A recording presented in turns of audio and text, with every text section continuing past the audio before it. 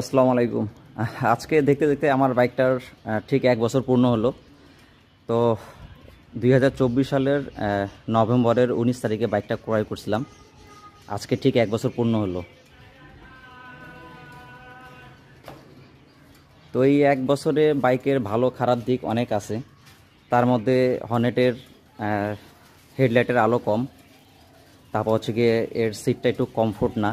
হ্যাঁ, পিলিয়ন সিটটা একেবারে শক্ত, তো আমি এটা হচ্ছে গিয়ে একটু হালকা মডিফাই করছি, এখানে একটু ফোম লাগাই নিছি, এখন একটু কমফোর্ট হয়েছে।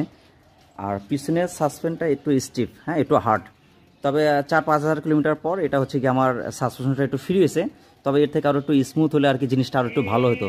আর ব্রেকিং নিয়ে কোনো ইস্যু নাই, হ্যাঁ ব্রেকিং আলহামদুলিল্লাহ খুব ভালো। এটা নিয়ে আমি মানে কখনো ফেস করি নাই। তারপর চাকা অনেকের স্কিড করে, তো এই জিনিসটা আমি কখনো ফেস করি নাই। হ্যাঁ, তো হচ্ছে গিয়ে এর পরবর্তীতে যখন এই বাইকগুলো যে আসবে, তো হন্ডাকে রিকোয়েস্ট করব যে পিছনের সাসপেনশন এবং এর যে সিট, এই সিটগুলো যাতে একটু আরামদায়ক হয়, এই জিনিসটা আপনারা সবাই একটু বিবেচনা করে তারপর পরবর্তীতে আমাদেরকে আপনারা উপহার দেওয়ার চেষ্টা করবেন।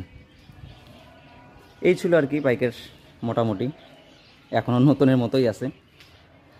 তো যারা হর্নেট নিতে চাচ্ছেন এই বাজেটের মধ্যে নিতে পারেন, একটা বেস্ট, আপনাদের জন্য একটা বেস্ট ডিল হবে। Thank you.